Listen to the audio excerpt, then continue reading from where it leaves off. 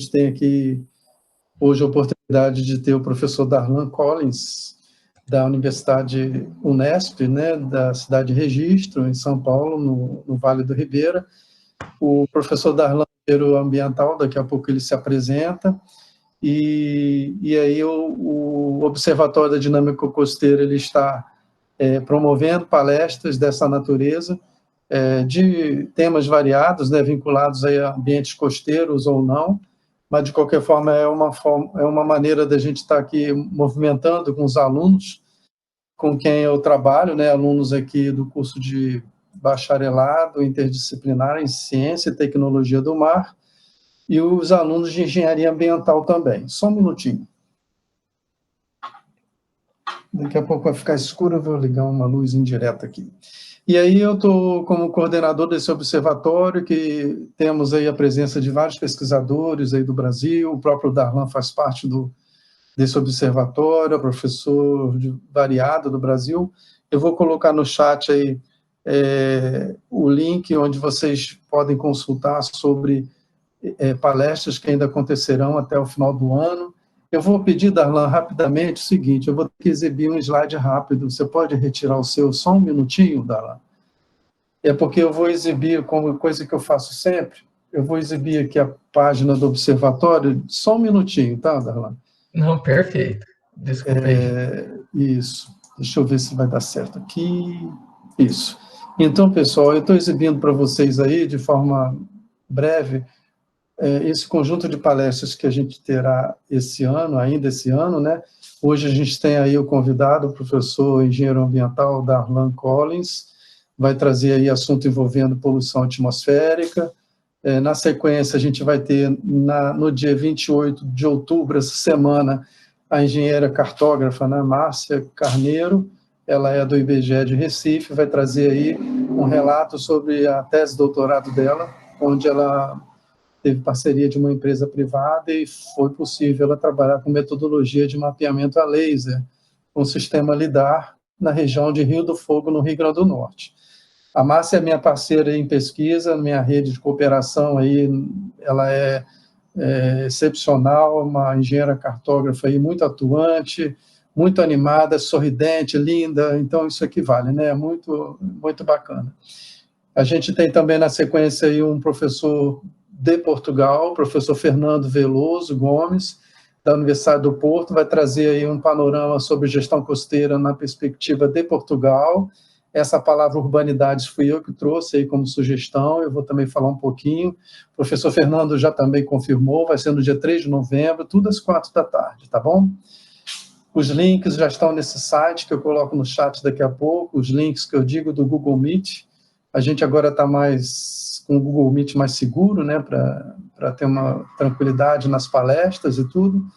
No dia 4 de novembro, a gente vai ter a participação da Gina Faraco Bianchini, ela é pesquisadora do Museu Nacional da UFRJ, conheci a Gina em 2006, ela é uma pesquisadora, assim, incrível, ela é engenheira agrônoma de origem, ela é de Santa Catarina, e ela trabalha com antracologia, carvões arqueológicos, então ela vai trazer a experiência que ela tem como pesquisadora, ela é espetacular, essa moça, então a gente vai ter essa oportunidade de conhecer o trabalho da Gina, e no campo aí de ambientes costeiros, arqueologia em ambientes costeiros, mas com uma vocação para estudo de carvões arqueológicos, que se chama antracologia.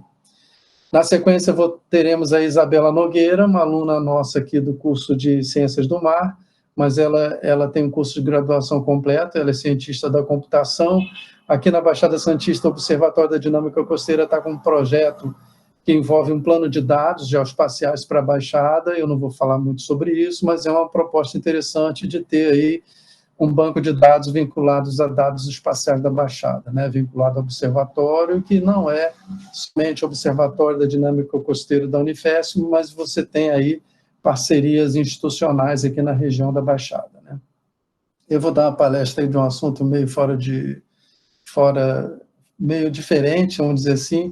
Vou falar sobre a Missão Cruz, uma recuperação que foi feita, né, uma restituição de uma missão que houve no final do século XIX, em 1894, por um astrônomo oficial belga, né, no Brasil, e em 2013 a gente fez uma restituição liderada por um cineasta de Brasília, Pedro Jorge de Castro, e o saudoso, né, Ronaldo Rogério de Freitas Mourão, astrônomo, que é nosso parceiro aí, e que esteve aí atuando muita coisa no Brasil e colocando o Brasil em evidência.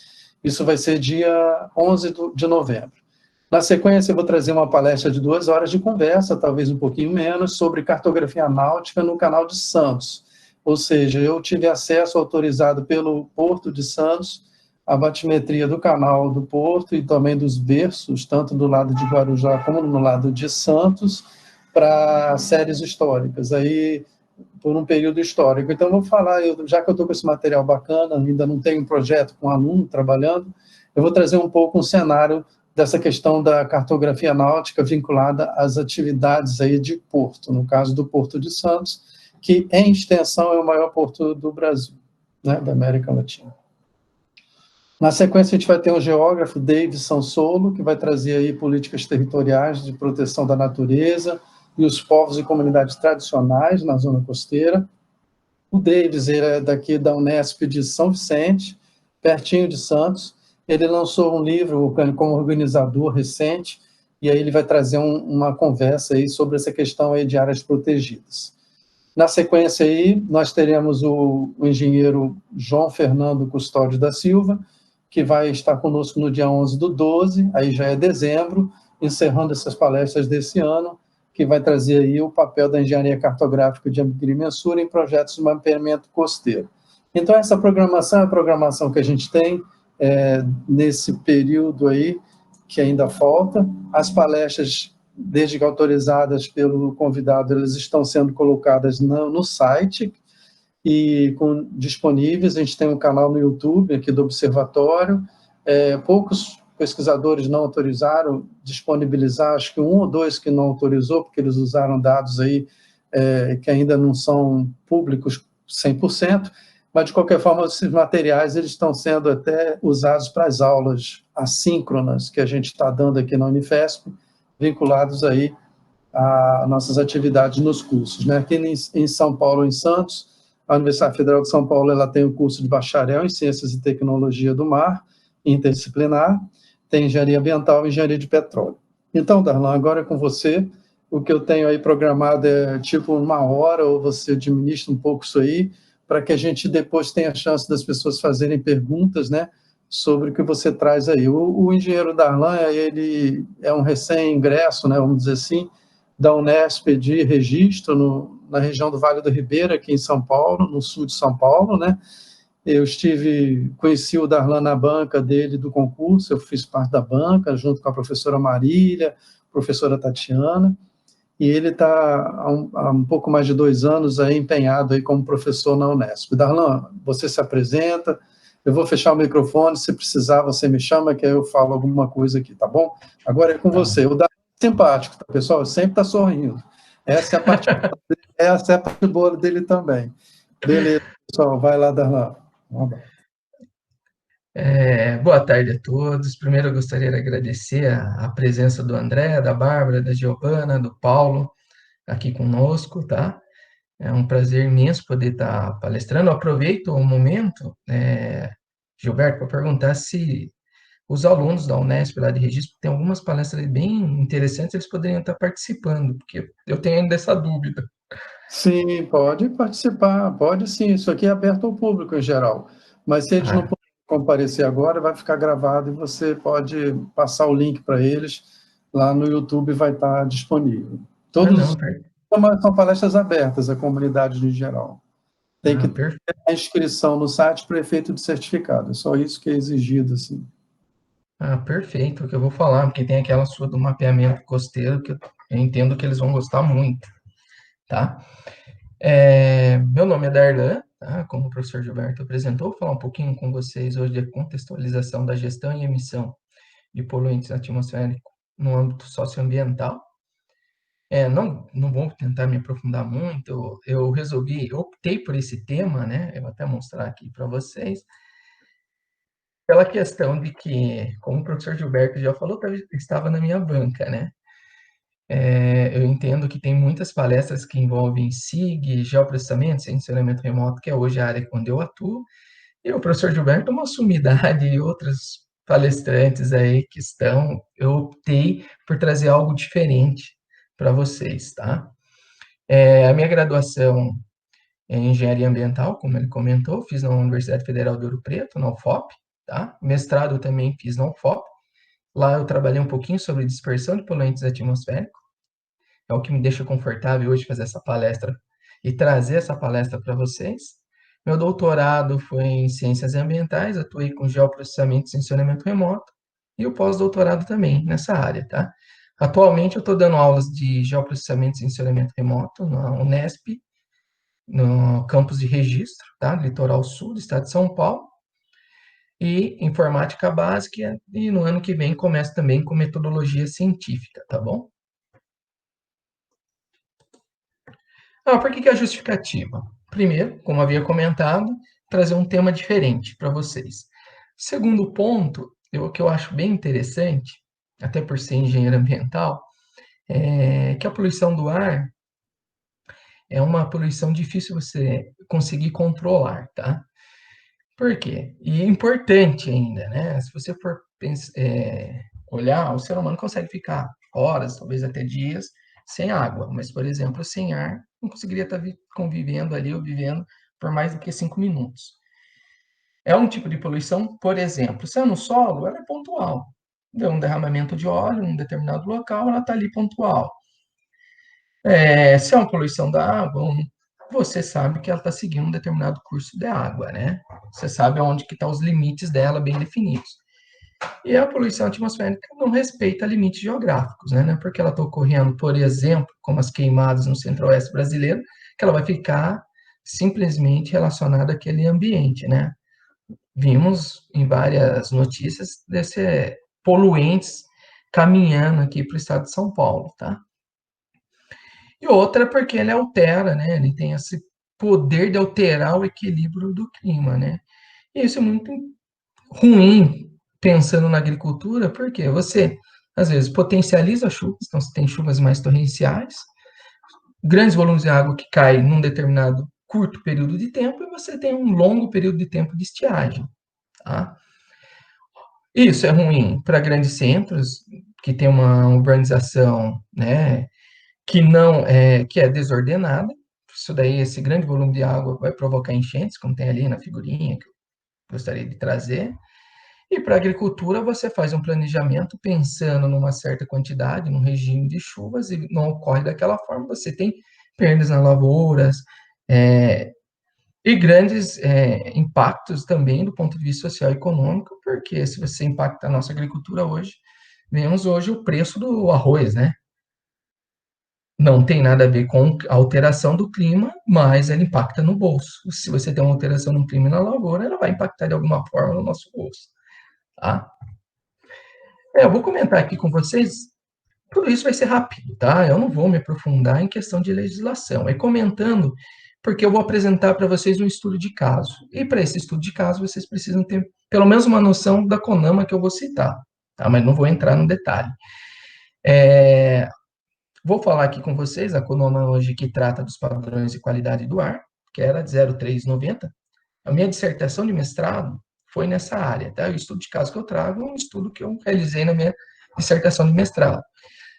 Eu defendi ela em 2010 e na época ainda quem vigorava era a CONAMA 0390. Hoje é a CONAMA 491 de 2018, que trata desses padrões de qualidade do ar, tá? Tudo isso foi instituído pela Política Nacional de Controle da Poluição do Ar, tá? O PRONAMA. E a CONAMA 382 de 2006, ela estabelece o limite para você de emissão para determinados processos fabris, indústrias, tá? E tipo de processo fabril, ok? O que isso é semelhante? Não sei se todo mundo tem contato já com a questão de qualidade das águas, mas nós temos lá a CONAMA 357 de 2005, que trata tanto da emissão de efluentes, né, quanto trata dos padrões de qualidade da água, ok? A nível estadual, nós temos... Oi? Olha só, pessoal, vocês estão ouvindo bem? pessoal? Será que está ruim? Dá um sinal aí, vocês estão ouvindo bem? Eu estou ouvindo péssimo aqui o da... Acho que é a internet do Gilberto, porque tá tranquilo. Ixi. Então menos mal.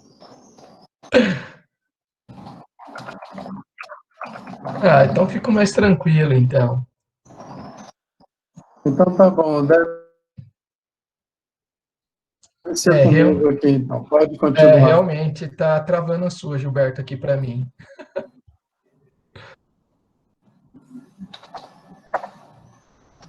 Então vamos lá. E no âmbito do Estado de São Paulo, nós temos o decreto estadual 59.113, de 2013, que também trata dos padrões de qualidade do ar e da emissão de poluentes da atmosfera por determinadas fontes industriais, tá? E pelo tipo de processo, ok? É só para vocês terem conhecimento. Reparem a data, tá? 2018 e 2013. É interessante comentar que a CONAMA de 491 e o Decreto Estadual de São Paulo, 2013, eles utilizam como guia de valores os dados publicados pela Organização Mundial da Saúde, tá? Que talvez melhorem, né? Que é a Organização Mundial de Saúde, tá bom? E esses dados, esses guias de valores, foram publicados em 2005. Então, vocês percebem que o Estado de São Paulo foi até pioneiro nessa atualização desses valores. Então, de 2005 para 2013 foram 8 anos, né? Eles começaram os trabalhos em 2008, publicaram em 2013. A nível federal, foi só em 2018, tá? Então, praticamente aí, 13 anos após. E são os mesmos valores que estão no Decreto Estadual de São Paulo, tá? Então, aqui em São Paulo acaba, pelo órgão ambiental, né, a Companhia Ambiental do Estado de São Paulo, você tendo uma atuação maior do CONSEMA também, e essa atualização desses indicadores, desses índices, tá bom? Mas percebe-se que 2005 para cá, 2013 só teve essa atualização. Então demora bastante. Aqui é só mostrando para vocês, também não vou entrar no detalhe, que são os poluentes. Vocês vão ver que é partículas inaláveis, menor do que 10 micrômetros. Partículas inaláveis finas, menor do que 2,5 micrômetros. Quando eu fiz a minha dissertação de mestrado, por exemplo, que eu publiquei ela em 2010, as partículas inaláveis finas nem ainda era considerado um poluente atmosférico ainda, tá? Aí depois vem dióxido de enxofre, dióxido de nitrogênio, ozônio troposférico. Ele é bom na estratosfera, mas troposfericamente falando, ele traz muito prejuízo para a saúde, tanto humana quanto danos para flora, fauna e objetos, tá bom? Monóxido de carbono. E aí tem 3 que fica muito a critério do órgão ambiental, tá? Que é a fumaça, as partículas totais de suspensão e chumbo. Isso fica a critério do órgão ambiental, pedir ou não, tá? Avaliar ou não a qualidade do ar, tá? E não é a âmbito federal, ok? Todos que estão em vermelhinho ali são os padrões de qualidade do ar, tá? Que estão em vigor atualmente.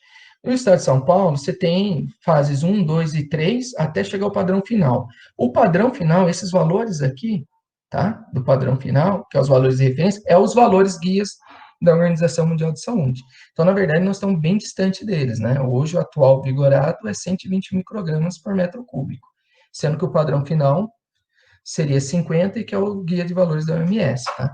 Mas eles dão um tempo até para que todas as cidades, áreas urbanas e mesmo as indústrias possam se adequar para que se chegue a esse padrão final, ok?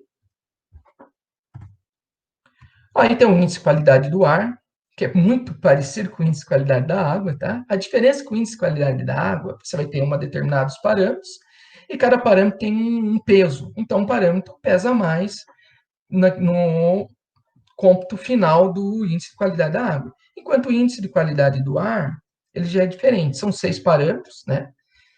Que o compõem: dióxido de enxofre, monóxido de carbono, material particular menor do que 10 micrômetros, ozônio troposférico, o material particulado menor do que 2,5 micrômetros e o dióxido de nitrogênio. Diferentemente do índice de qualidade da água, nenhum tem um peso maior do que o outro. Basta um deles estar em ruim para que toda a qualidade do ar seja considerado ruim. Até porque, se um deles estiver em ruim, ele já vai trazer alguma consequência para a qualidade de vida, tá? É interessante citar que até a classificação inadequada é só pessoas de grupos sensíveis que vão sentir esses poluentes, tá? Então, pessoas que têm problema com asma, bronquite. Eu acho bem interessante agora com essa questão de Covid, que é um somatório, né? Agora, voltando às nossas atividades. E só a partir da classificação má e péssima que começa a atingir todas as classes, não só os mais sensíveis, tá bom? E ali está a fórmula, tá? Que ela é ponderada, ok? Para fazer esse cálculo do índice de qualidade do ar. Isso é só para vocês terem uma noção que existe esse índice de qualidade do ar, existem esses padrões de qualidade do ar, ok?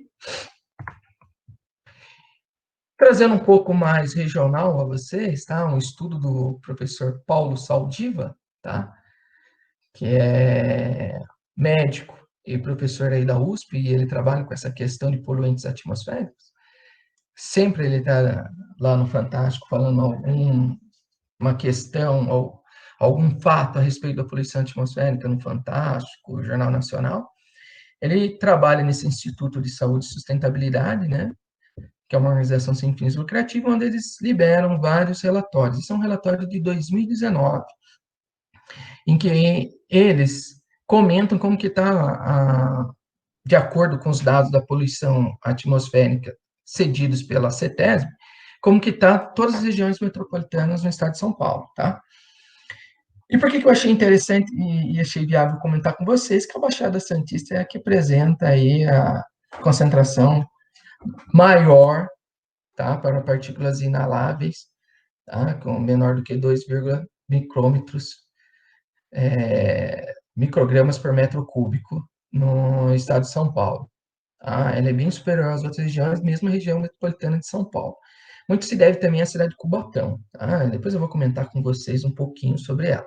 Mas eu acho que é interessante, só para vocês terem uma noção, que chega próximo dos 40 microgramas por metro cúbico. Se você olhar pela legislação atual, aí que é interessante, porque a gente consegue ter essa noção, hoje, tanto a nível federal quanto a nível estadual, é 60 microgramas por metro cúbico. Só que aqueles guias de valores, ou aquilo que nós desejamos alcançar, proposto pela Organização Mundial de Saúde, é 25 microgramas por metro cúbico. Então, você percebe que todas as regiões aí metropolitanas onde há essas estações de monitoramento da qualidade do ar colocadas pela CETESB, nenhuma delas estaria na faixa ideal. Então, por isso que não adianta você não querer adotar os guias e valores da OMS, mas se você sabe que ainda as cidades ou essas regiões não ainda estão preparadas. Então, você vai colocar naquelas faixas intermediárias para se chegar a esses valores ideais, tá? E aqui também, comentando um pouquinho sobre os danos causados pela poluição, vou falar bem sucinto, para entrar dentro do estudo de caso e a gente comentar um pouquinho mais e abrir esse espaço de pergunta e conversa. Um pouquinho sobre a saúde humana, né? Você vai ter, o principal, se você já tem uma doença pré-existente, você vai ter uma acentuação dela, né? Vai se acentuar mais. Por exemplo, doenças do aparelho respiratório e cardiovascular, tá? Então, se já tem doenças pré-existentes, você atenua mais ainda. Impacta mais ainda. E pensando do ponto de vista a longo prazo, cronicamente é associado a alguns tipos de câncer, e de forma aguda, a irritação dos olhos, garganta, tontura, desconforto, né, com redução da visibilidade. Aí você tem uma fotinha ali de uma mocinha andando em Pequim, na China.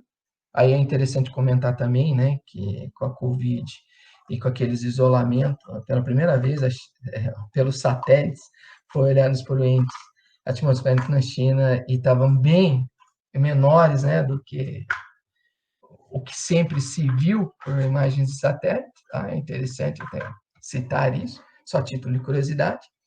E num estudo aí feito pelo Paulo Saldiva, eu gosto bastante dele, que ele trabalha bastante essa questão de poluentes atmosféricos, ele compara aí os acidentes de trânsito que ocorreram em 2016, foram 7.867.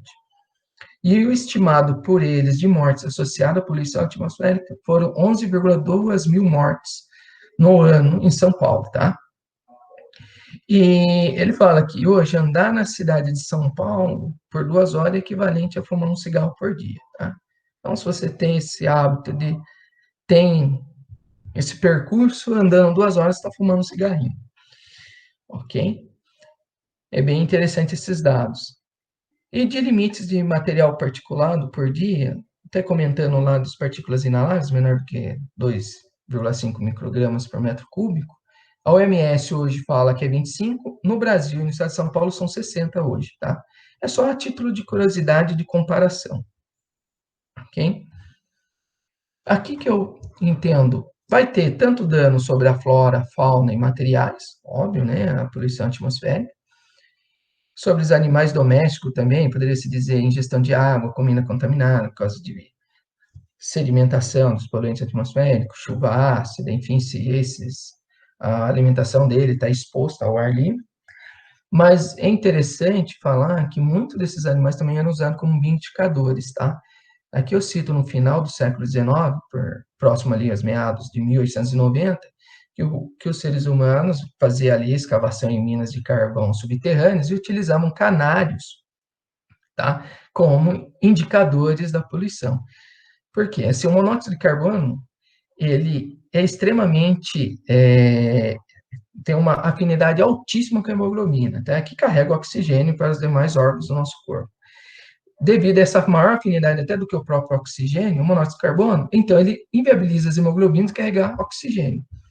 Então, você vai sentir uma sensação de tontura, uma vontade de dormir. Quando você assusta, você já comprometeu a sua saúde, pode vir a óbito aí com a questão do monóxido de carbono. O que era interessante? Era que os pássaros, os canários, são muito mais sensíveis que o ser humano. Então, quando o canário começava a parar de cantar, ou começava a sentir o efeito, ou desmaiava na gaiola, o pessoal sabia que era hora de sair da mina de carvão, porque a taxa ali de monóxido de carbono estava altíssima. Hoje em dia tem aparelhos, né, tem sensores, não é dessa forma, mas eram utilizados como bioindicadores, tá? Então, muitos animais são bem mais sensíveis que os seres humanos a esses poluentes, ok? Dano sobre a vegetação, vai ter bastante folhas queimadas, alterações no crescimento, redução das colheitas, impacto na agricultura. Eu vou mostrar daqui a pouco, o próximo slide, um impacto na flora que traz consequências maiores, né, do que só o impacto na agricultura. Ali tem uma plantinha da nicotiana tabaco, que hoje é uma planta utilizada pela CETESB, Companhia Ambiental do Estado de São Paulo, órgão ambiental fiscalizador, para monitorar o ozônio troposférico, tá? Então, à medida que ela vai queimando as folhas, ele sabe se está maior ou menor a concentração do ozônio troposférico. Então, quando você não tem esse poder de instalar uma estação de monitoramento, porque é caro, eles utilizam essa planta, tá? Para fazer o monitoramento. Dando sobre materiais, cabe aqui para mim até, como eu sou de Ouro Preto, lá tem uma primeira indústria metalúrgica de alumínio, né, dos estados do Brasil, foi instalada em Ouro Preto, tá? Lá é fortíssima a área de metalurgia e geologia, né, os estudos. E lá ocorreram corrosões de muitas obras, tá, de grandes artistas, que são produzidas em pedra-sabão, devido à chuva ácida, devido aos poluentes atmosféricos que ficavam lá, porque lá é por uma cadeia de montanhas, ficavam concentrados e parados os poluentes atmosféricos em Ouro Preto, tá? Então, houve muitos danos aos materiais, a obras artísticas lá, produzidas em pedra-sabão, ok? Aí eu trago ali uma fotinha só, a título de curiosidade, ok? E, buscando um pouquinho essa questão do litoral, eu vou comentar com vocês um pouco da poluição do ar aqui em Cubatão, tá? Em 1985, tá? Aí saiu a Serra do Mar está desabando, né? Do Jornal da Tarde. Mas muito antes disso já estava ocorrendo esses impactos, tá? De danos à flora da Serra do Mar, tá? Em 83, lá. A CETESB começou preocupado, né, com esses danos que estavam ocorrendo na vegetação da Serra do Mar. Nessa época, pela Organização das Nações Unidas, a ONU, Cubatão foi considerado o Vale da Morte, né? muitos problemas de saúde pública, as anomalias congênitas, tá, no sistema nervoso de crianças, malformações, e tem relatos até de notícias da BBC que 37 crianças em 85 nasceram com anencefalia, tá, ou ausência de cérebros. Então, houve muitos impactos associados à poluição atmosférica. E é interessante comentar que até então, o PRONAR, que é a Política Nacional de Controle do Ar, né, foi instituído em 89. Então, até aí não tinha nenhuma política para combater a poluição atmosférica. E a partir daí, visto, né, todos esses problemas, a CETESB começou a fiscalizar e a propor instalações de filtros, e outros tipos de controles a mais nas chaminés para tentar reduzir. Aí, em 92, na Eco 92, Cubatão foi reconhecido como uma cidade de sucesso na recuperação ambiental, porque diminuiu drasticamente a emissão de poluentes atmosféricos, tá? Considerado ou comparando a 85, tá bom? E o que aconteceu lá, que é interessante citar? Tem indústrias metalúrgicas, indústrias de fertilizantes, petrolíferas, e a topografia desfavorável, né, que faz com que a dispersão dos poluentes fiquem ali concentrados, né, porque formam como se fosse uma barreira, os poluentes ficavam então ali. Muito dessas indústrias fertilizantes liberam fluoretos, tá? E o fluoretos é um agente altamente fitotóxico, né? Se você for pegar o elemento da tabela periódica, ele é o elemento mais eletronegativo da tabela periódica. Então, fitotóxico, ou seja, ele agride consideravelmente essa questão da vegetação, nas encostas ou qualquer tipo de vegetação. E aí começou a destruir essa vegetação na serra, ela ficou descoberta, uma área íngreme. O que aconteceu? Começou a ter deslizamentos, tá? Então, impactou de outra forma, não só, por exemplo, se fosse na agricultura, questão de colheitas, mas também começou a trazer outros problemas, trazendo até risco para a vida de pessoas que estiverem situadas no pé dessas serras, tá? Aqui, como professor, eu passo depois dessa palestra os slides para o professor Gilberto, tá? Mando lá. Aí tem o relatório da CETESB aqui, que está nesse hiperlink aqui. Vocês vão ter todo acesso a todos esses dados, tá bom? Acho que é bem interessante, vale a pena dar uma lida em alguns pontos. E aí, uma das formas, né, que eu queria mostrar dessa questão da gestão dessas áreas poluentes atmosféricas, vou mostrar duas ferramentas que eu entendo que são bem diferentes e não são as mais discutidas normalmente, né?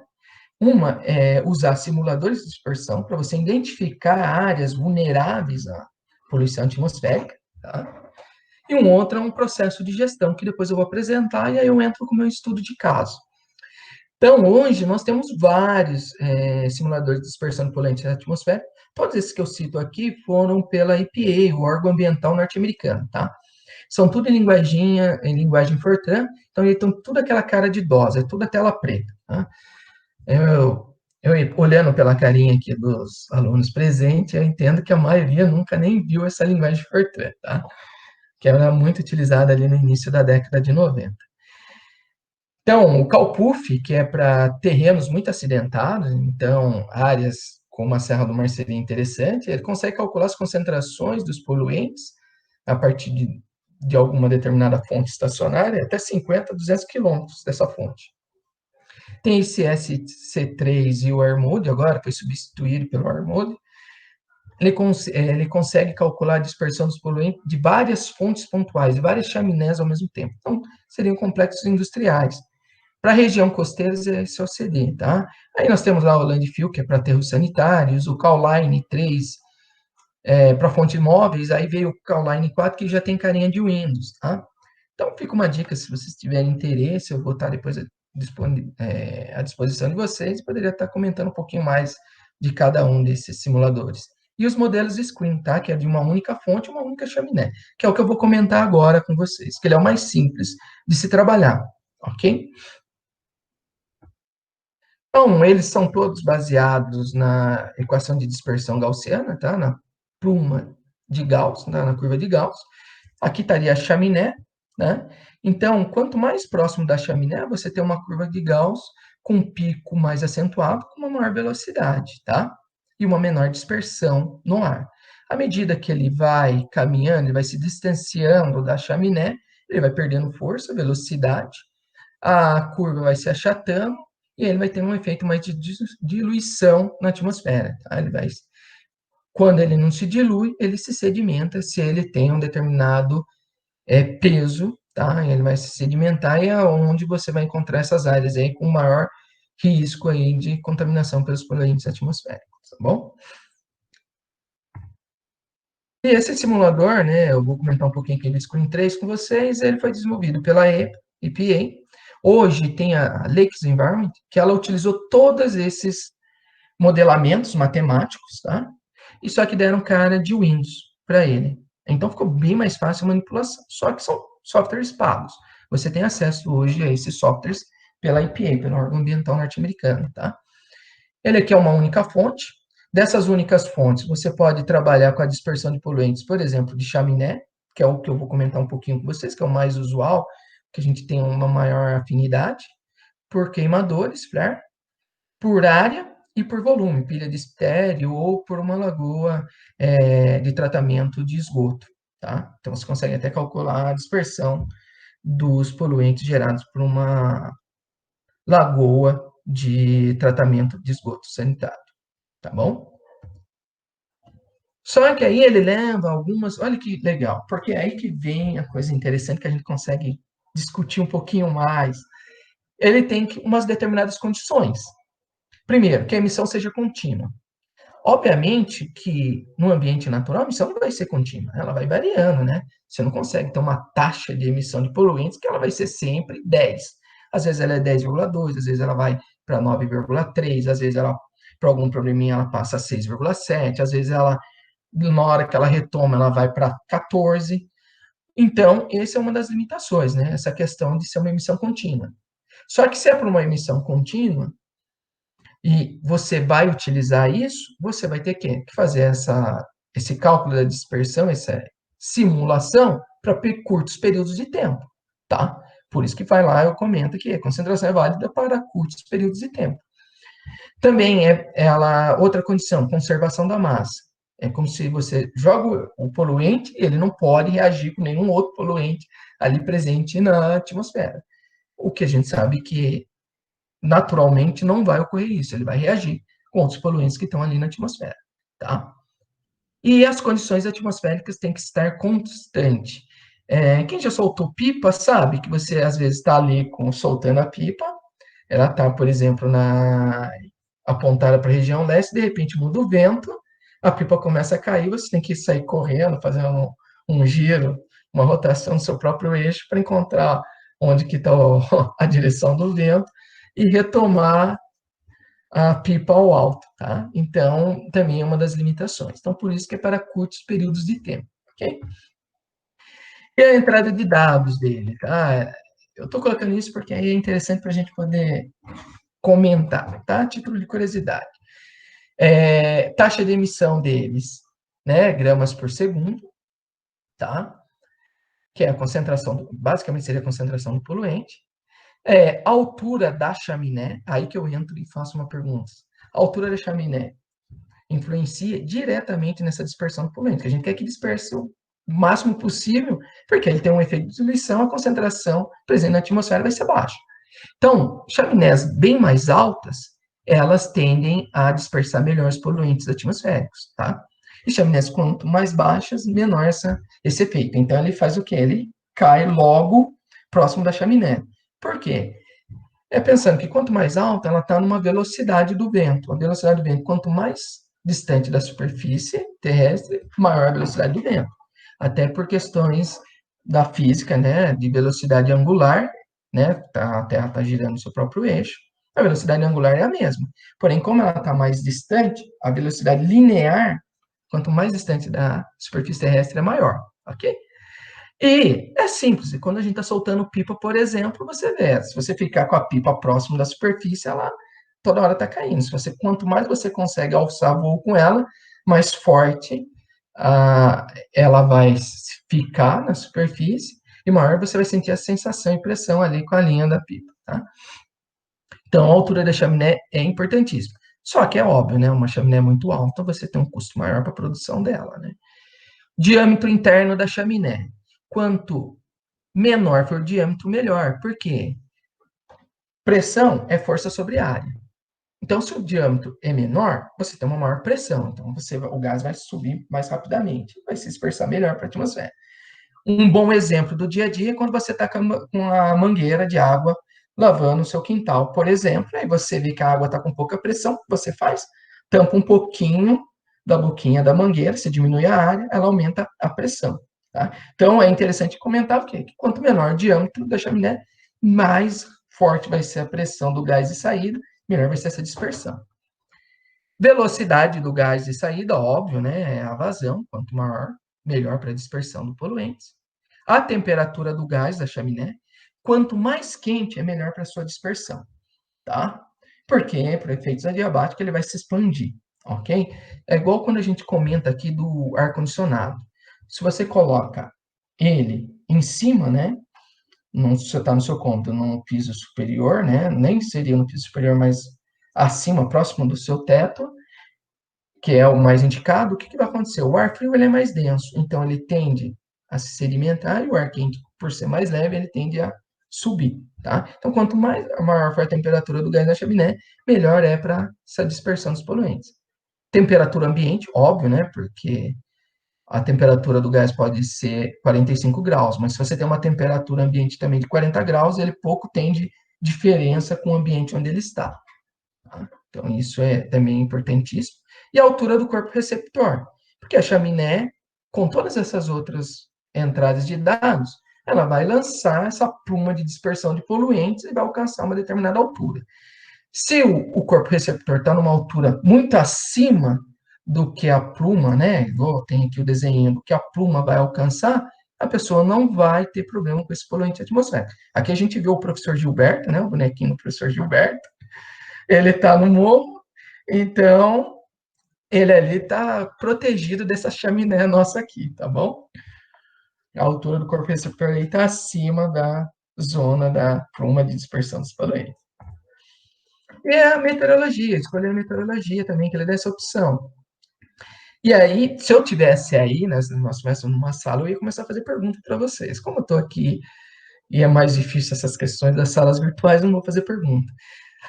Por exemplo, qual que é a classe de estabilidade melhor? Extremamente instável ou moderadamente estável?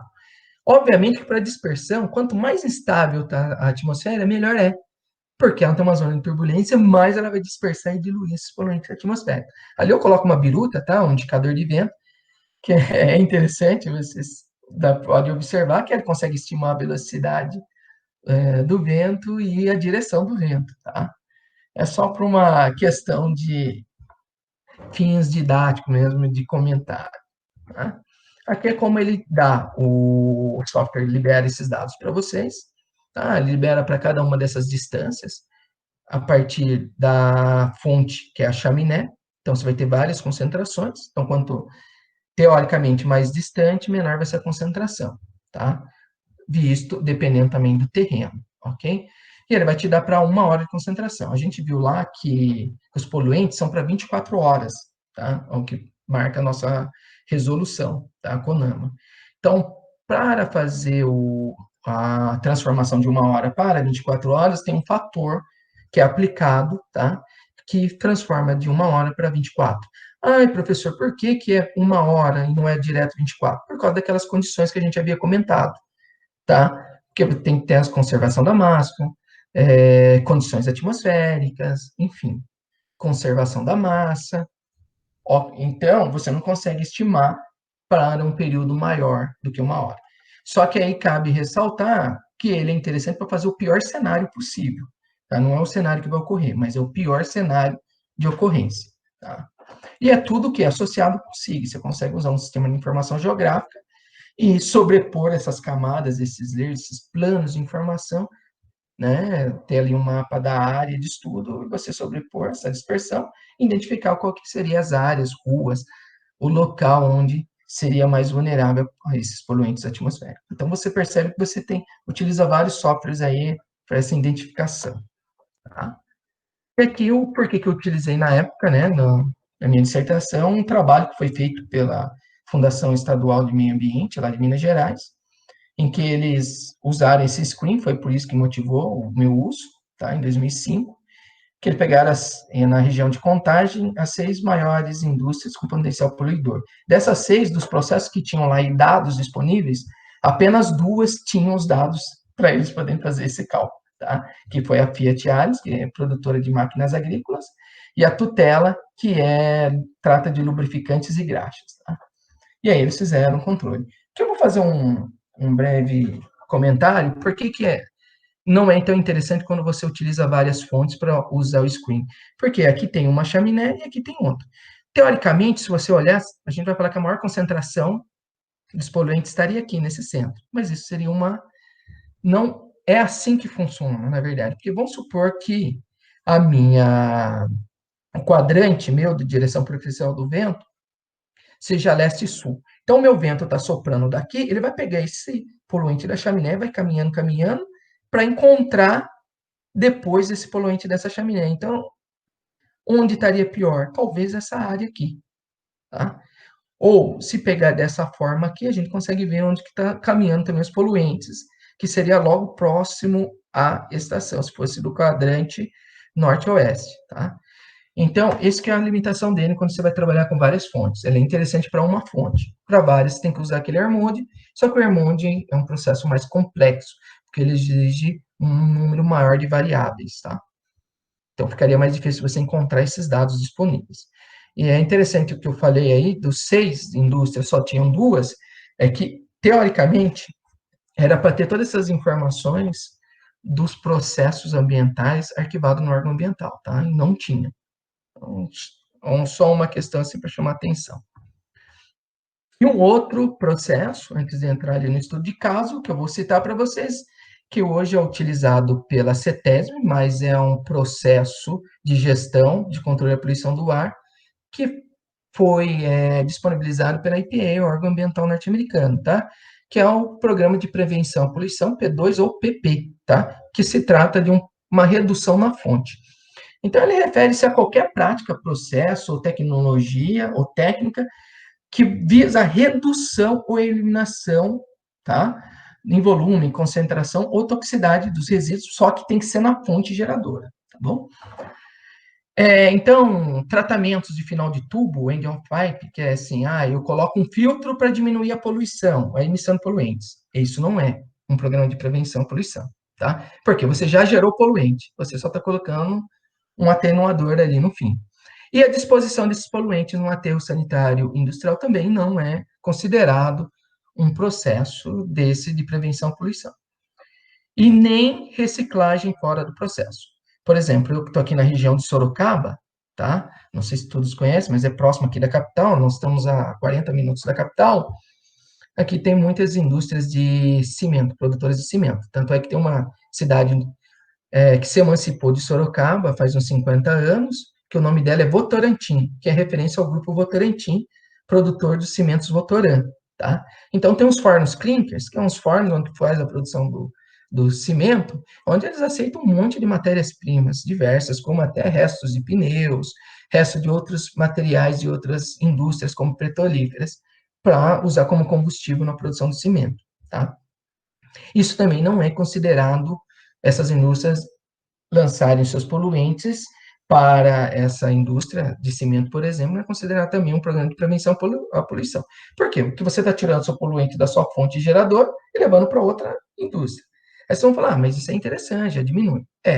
Mas vamos supor o risco que você tem no trajeto, tá, de levar esses poluentes se ocorrer um acidente. Então, você acaba contaminando outra área que nada tinha a ver, né, com a produção ou com os ganhos econômicos daquela outra área que faz a produção desse produto, ok? Aqui é só mostrando que alguns confundem o conceito de produção mais limpa, só que o conceito de produção mais limpa é quase igual ao programa de prevenção à poluição, com a única diferença é que ele aceita reciclagem fora do processo, tá? Por que eu citei isso? Porque no meu estudo de caso, que que é da minha dissertação de mestrado, eu vou falar com vocês sobre a Companhia Brasileira de Alumínio, tá? A CBA, que é localizada no município de mesmo nome, Alumínio. E o nome do município é por causa da empresa. Essa empresa também é do Grupo Votorantim. Ela é produtora de alumínio primário, tá? Eles instalaram lavadores de gases a seco que tem a ver com esse PP, tá? E o que acontece? Nós temos lá a bauxita, que é um minério produtor de alumínio, da onde você consegue extrair a alumina, tá? Que é L2O3, o dióxido de alumínio, é um óxido de alumínio, tá? Onde, a partir desse pozinho branco, que parece um açúcar, é que você vai produzir o alumínio metálico, tá? Só que tem um problema. Ele, para você poder fazer a fusão e obter o alumínio metálico, você precisa de um forno, uma fusão de 2.000 graus centígrados, o que é inviável em escala industrial. Então, o que aconteceu? Só foi passar a ser viável, mesmo o alumínio sendo o metal mais abundante da crosta terrestre, quando se descobriu a criolita. Tá? Porque a criolita, né, que é esse minério aí, do Na3AlF6, né, que é flúor, alumínio e sódio, é que foi possível fazer a fusão da alumina a 1.000 graus centígrados, utilizando energia elétrica, corrente elétrica. Daí, o custo, mesmo o alumínio sendo um elemento metálico mais abundante na crosta terrestre, ser mais caro, por exemplo, em comparação ao ferro, tá? Por quê? Porque é uma indústria que gasta muita energia, uma das indústrias que mais gasta energia elétrica existentes, tá? E ainda conseguiu se reduzir ainda mais desse 1.000 graus para mais ou menos entre 940 e 980, hoje está bem meados ali em 960 graus centígrados, utilizando fluorita, que é esse minério aqui, e um excesso de fluoreto de alumínio, que aí é produzido pela indústria, tá? Só para vocês terem uma noção, hoje, se estivesse usando para produção de alumínio primário, né, o alumínio metálico no Brasil, se gasta 14,8 kWh, que é equivalente a uma lâmpada incandescente de 100 watts ligada por 14,8 horas. Se pensarmos nas lâmpadas de LED, são dias, tá? Aqui é uma fotinha só da CBA, da cuba eletrolítica, tá vendo esses pinos aqui por onde passa energia elétrica? Aqui coloca combustível, tá? É um piche também que coloca alumina, clorita, fluorita, excesso de fluoreto de alumínio, mais alumina, percebe que fica branquinho aqui, por causa da quantidade de alumina. Aí depois vem um carrinho, que ele vai coletar esse alumínio metálico, e ela tá ligada aqui em umas torres de alta tensão, tá? Essas salas aqui, essa, por exemplo, da CBA, tem mais de 1 quilômetro de distância, tá? Só essa sala aqui. Esse monte de cubas eletrolíticas aqui. E aí, o que está lá na minha dissertação, que eu gostaria de comentar com vocês, é a evolução da produção de alumínio, tá? Que eles vão mantendo constante e a partir de 2002 eles começam a aumentar a produção de alumínio primário, chegando em 2007, tá? A 433,3 mil toneladas de alumínio. Agora, eles perderam algumas salas, enfim, desativaram algumas salas, porque eles têm várias usinas hidrelétricas para fornecimento do alumínio necessário, da energia elétrica necessária à produção do alumínio. Eles ativaram porque hoje está compensando mais vender energia elétrica que produzir alumínio por causa da concorrência com a China. Então, hoje, em 2018, que é o último relatório que a CBA lançou, eu fui buscar, eles estavam produzindo 351 mil toneladas. Então, caiu um pouquinho aqui, tá? E aqui eu vou comentar com vocês viram que a fluorita, o excesso de fluoreto de alumínio, mais a criolita, tem flúor. E o flúor é um poluente, né, atmosférico. E aqui vocês percebem a concentração, que ela variou com a concentração dos poluentes com a emissão, né, a produção de alumínio primário. Então, percebe-se aqui, em 92 e 93, as concentrações que eram vistas nessas ruas, nesses locais, pontos de monitoramento, pela CETESB, tá? Tudo isso aqui é do relatório da CETESB, estudos da CETESB, e que em 2006, você já vê que a concentração aumentou bastante, visto a produção de alumínio primário. Isso era óbvio, né? E aí alguém pode perguntar, mas por que esse Horto, Florestal e Capuava é bem mais baixa a concentração do que nessas duas ruas? Essa rua está a 200 metros da empresa, a rua Alexandre Albuquerque, estação meteorológica a 300, 400 metros. E essas aqui estão mais ou menos 1 quilômetro de distância, esses dois pontos. Porque o fluoreto, como é o elemento mais eletronegativo da tabela periódica, ele é altamente reativo. Então, ele não consegue se dispersar a longas distâncias. Então, ele já reage na atmosfera, tá? Então, é muito... O maior problema relacionado aos fluoretos seria para as pessoas que moram ali no entorno da empresa e para os próprios trabalhadores, tá? E para vocês terem uma noção, né, que é um dos elementos mais fitotóxicos, os fluoretos, tá? É aí por isso que eu comentei também lá de Cubatão, para fazer uma analogia, uma comparação, efeito de comparação. Em 85, a concentração de fluoretos, que era emitido pelas indústrias de fertilizantes, né, indústrias cerâmicas também emitem bastante fluoretos, era da casa de 2011, a concentração. Sendo que em alumínio, em 2006, essas concentrações eram equivalentes a 85 em Cubatão e superior em dobro à concentração verificada em 85. Aí alguém vai falar, mas não existe lá a CONAMA que limita a emissão? Existe. Ela limita a emissão para fluoretos? Limita. A CBA colocou chaminés ou equipamentos para o controle da poluição? Colocou. E por que ainda a gente tem essas concentrações? Primeiro, é caro. Por exemplo, um lavador de gases a seco para cada uma dessas áreas, dessas salas de cubas eletrolíticas com fornos, na época que eu estava fazendo estudo, em 2007, era 30 milhões de reais. Hoje deve ser bem mais. Em segundo ponto, todos que estavam lá já instalados seguiam e estavam dentro dos padrões. Mas pensa uma empresa muito gigante, num único lugar, e ainda que tenha uma orografia, né, uma topografia não muito favorável, está no meio de montanhas, aquela concentração, mesmo que atende aos padrões, são muitas chaminés lançando. Então, você vai ter uma alta concentração naquela região. E uma das coisas que poderia limitar essa concentração e talvez trazer novas soluções seria se houvesse um padrão de qualidade do ar, mas não existe. Você lembra que eram só 6 elementos. Só que também, por que não há esse padrão? Porque é aquilo que eu comentei com vocês, o fluoreto não tem essa dispersão a longas distâncias, tá? Porque ele é altamente reativo. Aqui mostrando a empresa CBA e o município de alumínio inteiro, tá? Reparem que a empresa é quase do tamanho do município, tá? Ó, reparem que essas salas aqui, tá vendo essas salas? Elas têm quase 1 quilômetro de distância. Essas salas aqui têm muito mais do que 1 quilômetro de distância com fornos, tá? Então, você tem ela é hoje a segunda maior produtora de alumínio primário no Brasil, tá bom? Então, muita concentração de poluentes, que além, né, do alumínio primário, ela tem também o beneficiamento da bauxita ali. Então, é muito poluente sendo gerado no mesmo lugar. Depois eu vou mostrar um pouquinho noção da topografia da região. E essa aqui é a Lagoa do Palmital, ou um reservatório, tá, do rejeitos do beneficiamento da bauxita, tá, para a produção da alumina.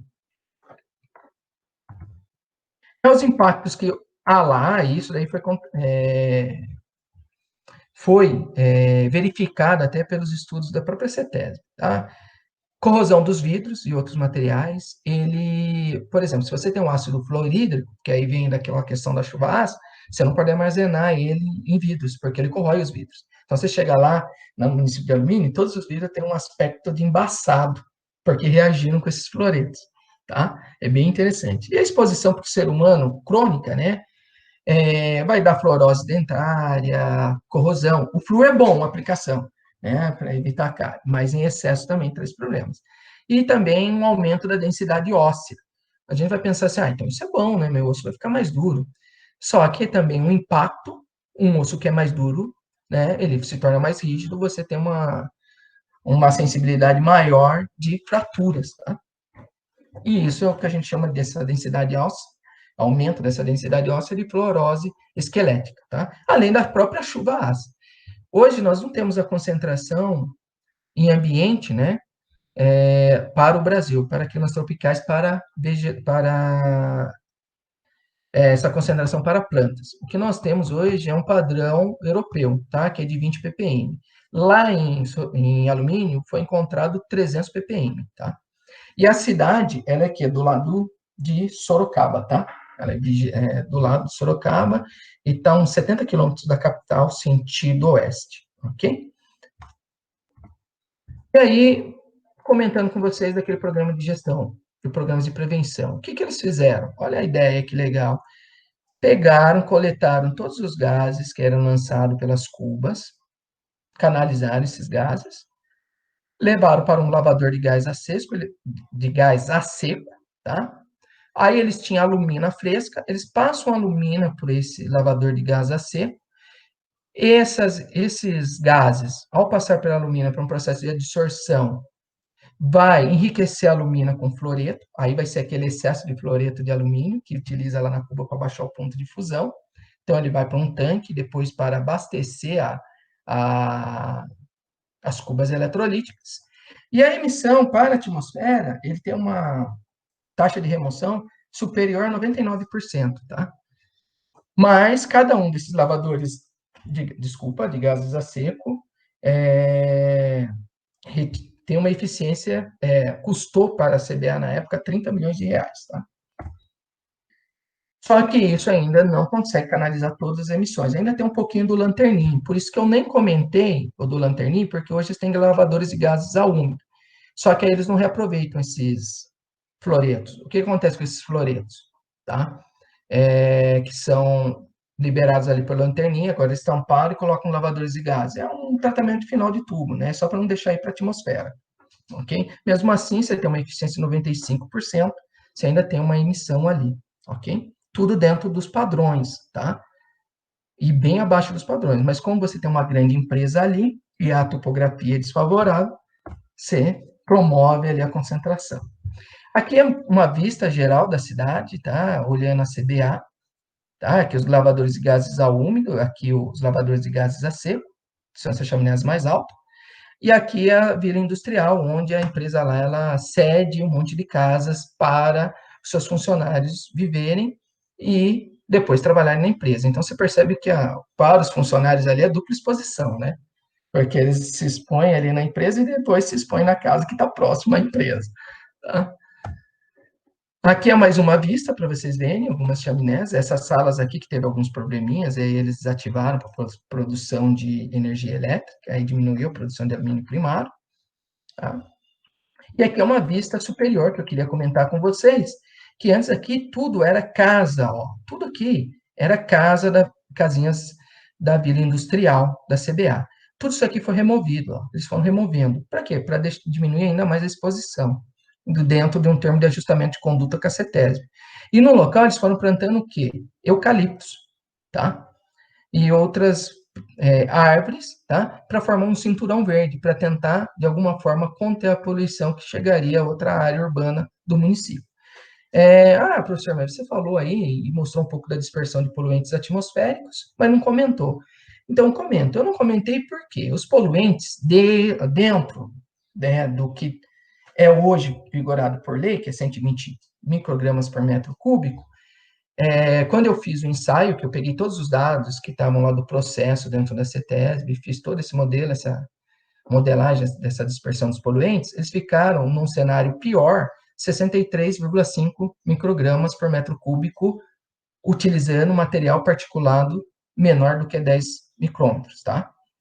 E a 2 quilômetros, 44,7 microgramas por metro cúbico, tá?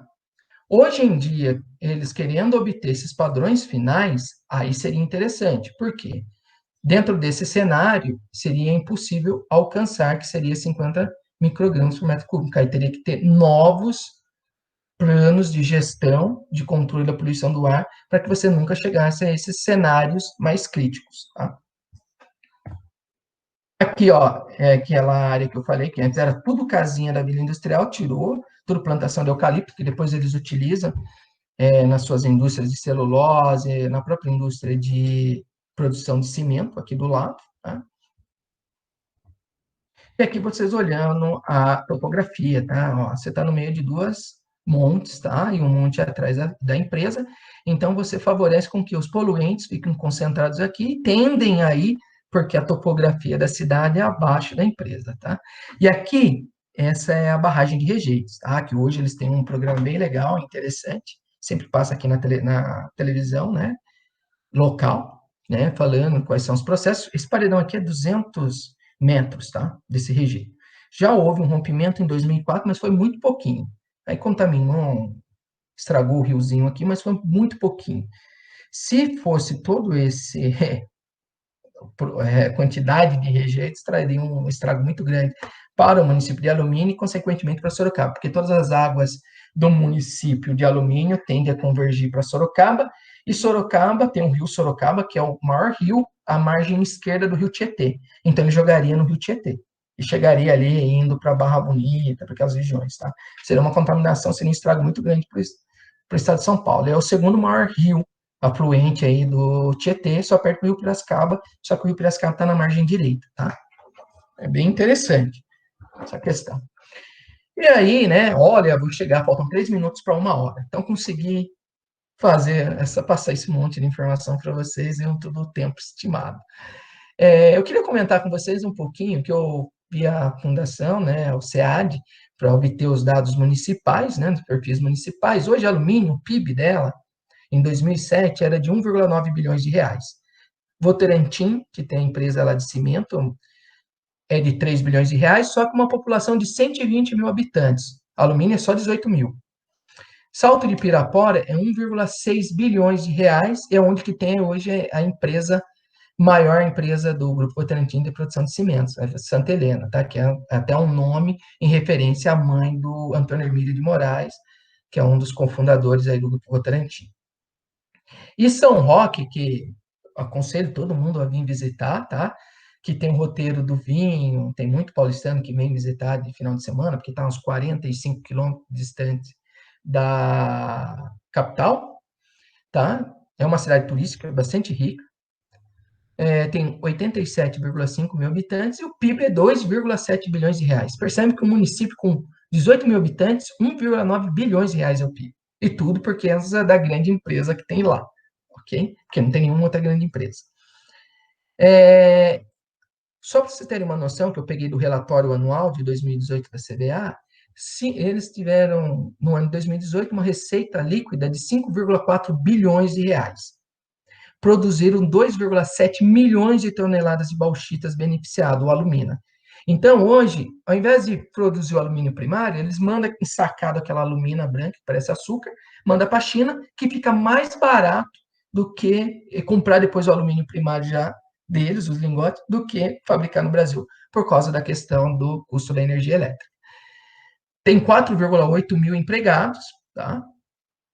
Ela tem hoje para abastecer só na região dali de Juquiá, Tapiraí, no litoral sul de São Paulo, 6 usinas hidrelétricas dela, tá? E como ela utiliza e represou essas águas numa área de conservação de Mata Atlântica, a maior fragmento florestal de Mata Atlântica do estado de São Paulo, conservado, eles hoje criaram um projeto, né, o Legado das Águas, e também tem o Legado dos Verdes do Cerrado, onde eles destinaram, em 2018, 20,3 milhões de reais para manter esses projetos, que vai ter outros estudos ambientais e conservação dessas áreas, tá? E, propriamente dito, na área ambiental, eles gastaram 19,5 milhões de reais em meio ambiente, dentro ali da sua receita de 5,4 bilhões, tá? E aí eu vou deixar uma pergunta para vocês, que deu 1 hora agora cravado, né? Que é uma dúvida que eu sempre tenho. Qual que seria o limiar ideal entre o desenvolvimento e sustentabilidade? Que é uma linha muito tênue, né?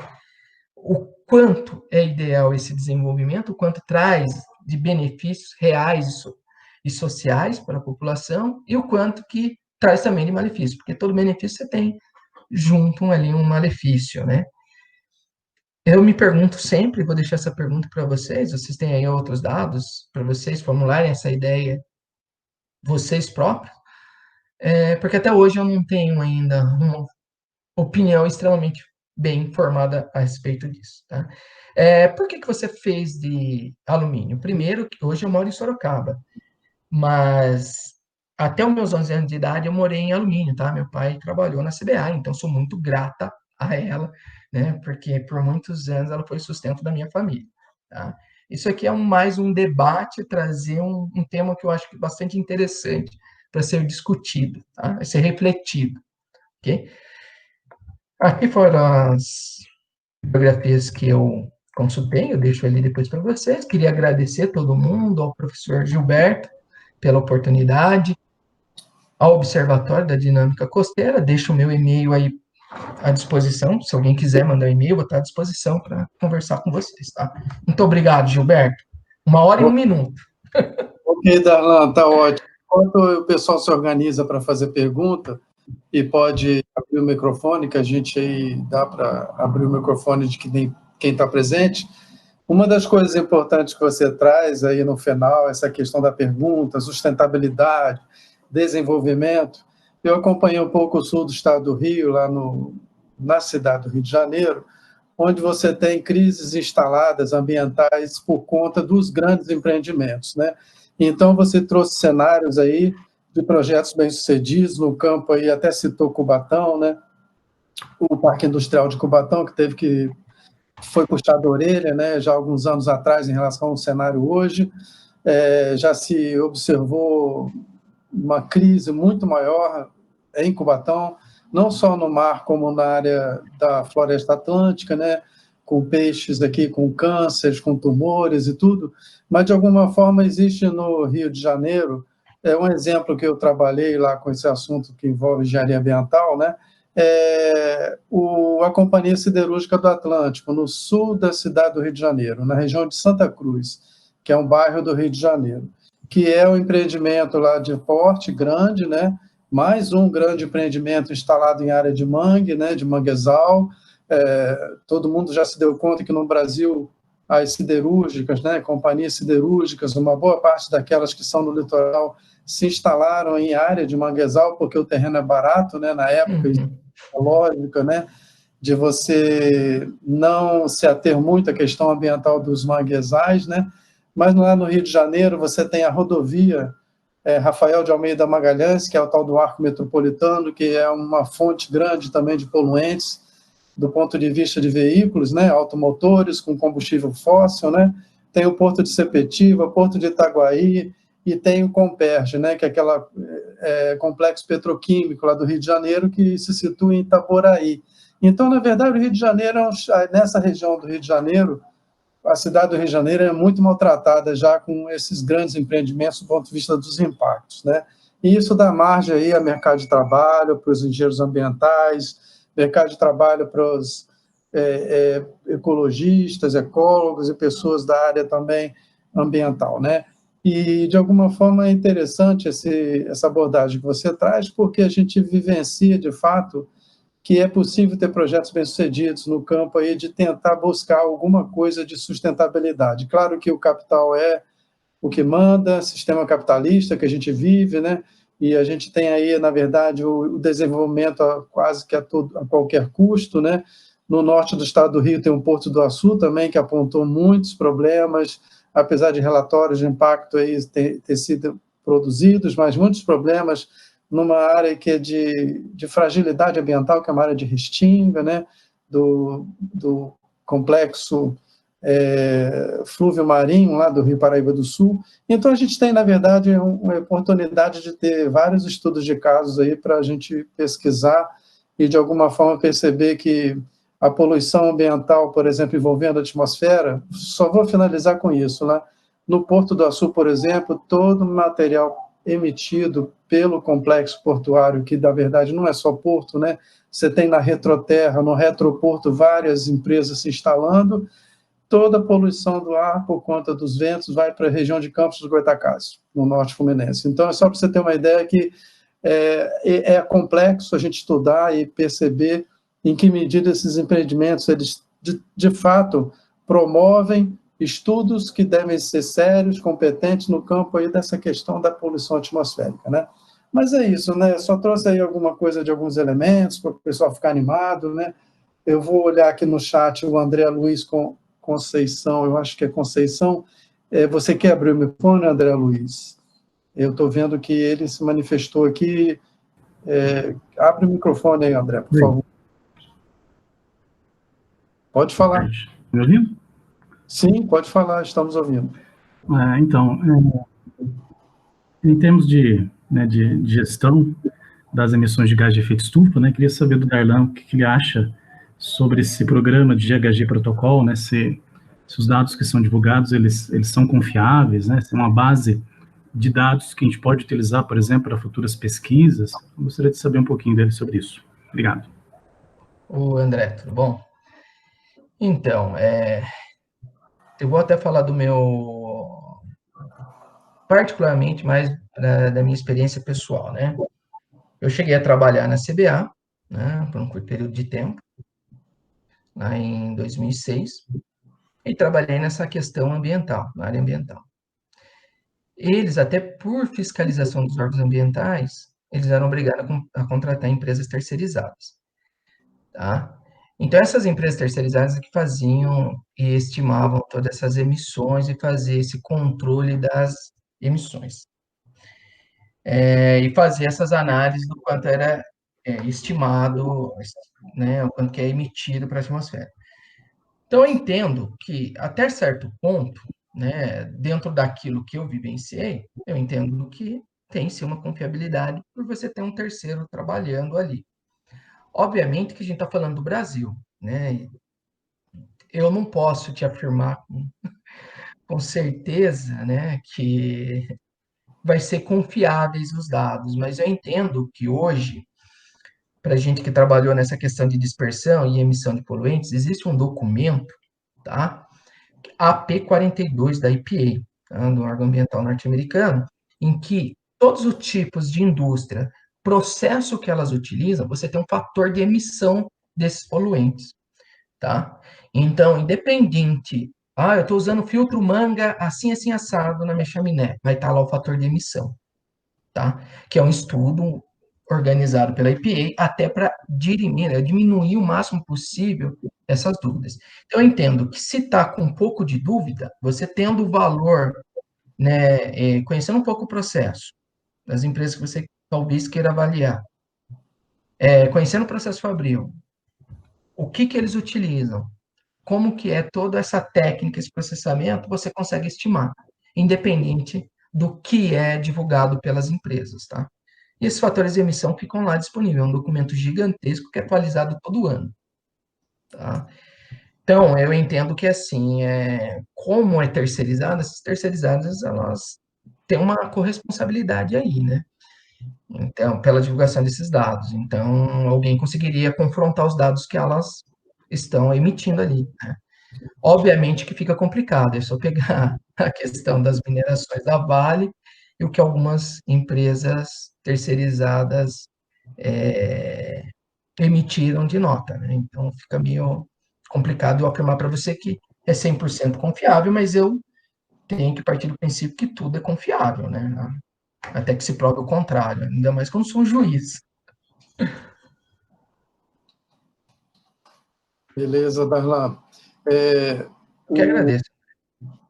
O que eu estive também envolvido numa ocasião lá no Rio de Janeiro, com uma dissertação de mestrado, trabalhar SIG, né, associado ao monitoramento da qualidade do ar na região do Rio de Janeiro, né? Então, trabalhamos com o conceito de bacia aérea, essa questão da dinâmica da atmosfera próxima à superfície terrestre, o cenário a 100 metros da superfície, a 200, 300 metros da superfície, e a gente observa que, por exemplo, aqui na região que eu moro hoje, em Santos, do mar como um efeito orográfico, né, para a questão aí de bloqueio, vamos dizer assim, e de concentração em algumas áreas da atmosfera próxima à superfície em relação aos poluentes, né, que é o caso do Parque Industrial de Cubatão, que promove também essas emissões aí fora do comum. E no Rio de Janeiro a gente teve lá, eu citei esses empreendimentos que eu falei agora há pouco, que geram, na verdade, monóxido de carbono, geram produtos, né, na atmosfera que acaba se concentrando, né? Então, o estudo de bacias aéreas acaba sendo bem interessante para você entender um pouco a dinâmica, né? E, ao mesmo tempo, sinalizar para políticas públicas a necessidade dos medidores, né? Das estações terrestres, fixas ou móveis, que possam medir a qualidade do ar. Então, os órgãos do Estado do Rio de Janeiro, que é o INEA do Estado do Rio, nessa região tinha uma insuficiência grande na época, isso faz um tempo, já faz 10 anos atrás, uma insuficiência grande de estações de medição para o monitoramento se dar de forma mais segura, né? Porque às vezes o modelo matemático é bom, mas os parâmetros, as variáveis faltam, né? Para você ter um panorama mais seguro do que há de necessidade de investimento na indústria e também nas emissões de gases aí por automotores, né? Que são as principais fontes poluentes aí da atmosfera no Rio de Janeiro. Mas é legal essa parte aí do que o Darlan trouxe para a gente, que sinaliza, de alguma forma, necessidade de investimento, né? Investimento em pessoas especialistas, pessoal que trabalha em áreas interdisciplinares, multidisciplinares, para que tenha minimizar, né, que possa dirimir, né, esses efeitos aí tão danosos à saúde humana, né? Porque a gente fala da saúde do homem, mas a saúde do peixe, da planta também envolve a saúde humana, né? Porque tem aí a questão aí dessas conexões que há entre o consumo, os produtos, o que se produz, matéria-prima, né?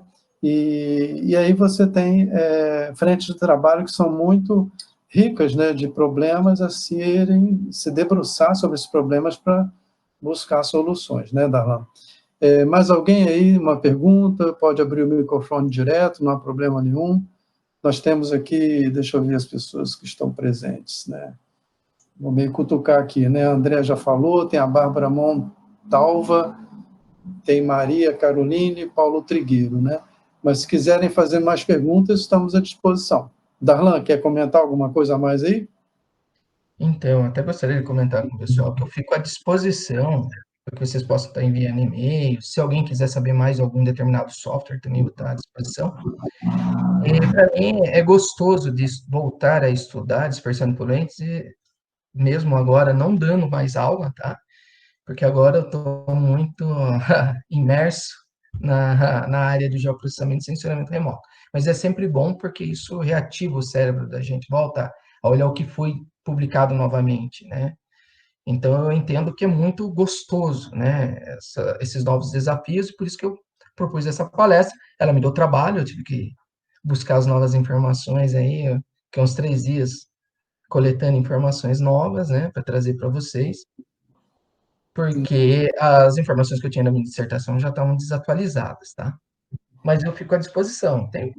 Eu entendo que, eu não sei se tem mais algum engenheiro ambiental aí, mas é interessante vocês até propor algum trabalho de iniciação científica, né, nessas áreas, especialmente com alguns softwares que dá para trabalhar aí com fontes móveis, por exemplo, na Baixada Santista, que seria bem interessante, né? Que eu creio que não deve ter nada nessa área, Aqui na Baixada Santista tem uma estação meteorológica, que eu não sei se funciona ali em Guarujá. A gente tem precariedade de estações em terra, né, assim, para medir uma coisa. Mas estação meteorológica é uma coisa, estações para medir outros elementos da composição da atmosfera é outro investimento, né? E eu estou tentando procurar aqui, está meio difícil, mas esse artigo que eu comentei aí sobre bacias aéreas, eu vou mandar pelo correio eletrônico, eu tenho o e-mail dessa galera por aqui, que eles fizeram a inscrição prévia, né? Mas é isso, Darlan, eu acho que a gente fica aqui meio satisfeito com o que a gente tem aí de interação do pessoal. Ah, sim, a Bárbara quer fazer uma pergunta. Bárbara, por favor, abra o microfone. E a Maria Caroline aí faz um elogio à palestra, um assunto muito Eu agradeço a Maria necessário. Carolina. Bárbara, vamos lá, Bárbara Montalva, por favor. Olá, boa tarde, professores. Queria agradecer antes de mais nada a palestra. É um assunto que eu tenho muito interesse em si. Eu sou estudante de geografia, né? Então, que legal. Isso que você me disse sobre questão da topografia, eu achei muito necessário também. Geralmente a gente fala muito da questão da parte química, né, da saúde também, aí como isso influencia também. Acho muito interessante. Uma coisa que eu gostaria de comentar, não sei se vocês têm algum conhecimento sobre, teve uma época que Santiago, a poluição ficou tão intensa, lá na cidade de Santiago, do Chile, que eles pediram para as indústrias diminuírem produção, não emitir mais poluentes na chaminé por um determinado período, até a situação se normalizar. E aí eu fiquei me perguntando o que medição, como é que a gente determina isso? Olha, até aqui você diminui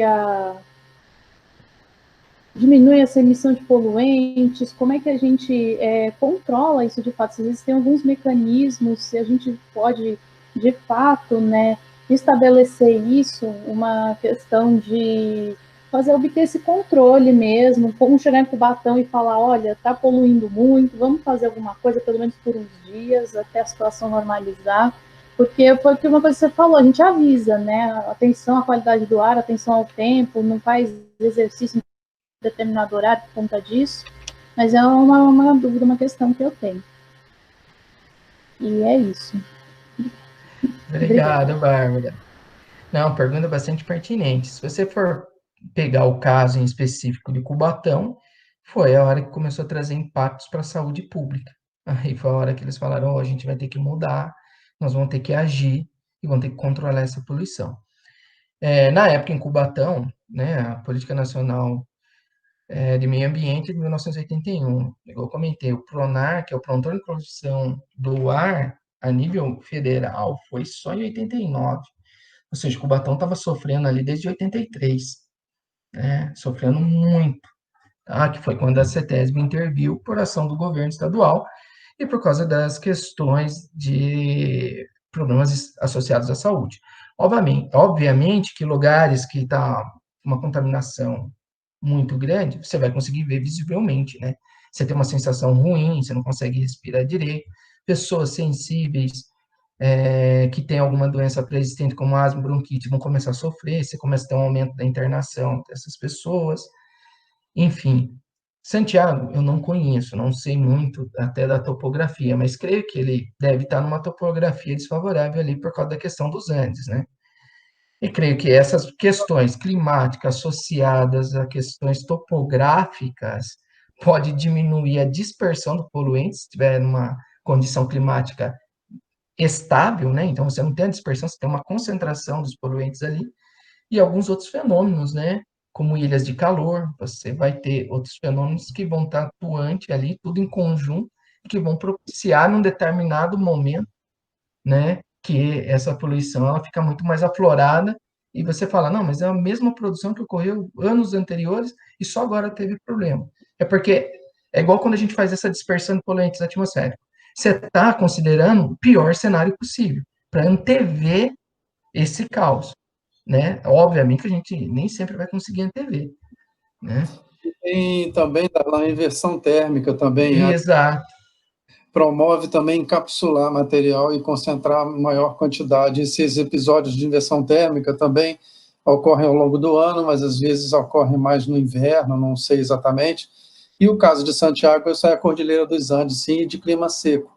Lá você tem um problema sério de saúde por conta de certas épocas do ano de concentração grande de poluentes no ar. Outra cidade no mundo que é estudada é Los Angeles também. Los Angeles também tem problema também de poluição atmosférica, né? Então, esses casos mais marcantes, emblemáticos, acabam sendo objeto de estudo, né? Eu só não tenho aqui a evolução disso nos tempos atuais, até os tempos atuais. Mas você lembrando aí, o caso de Santiago é um caso emblemático mesmo, né? E é isso, né?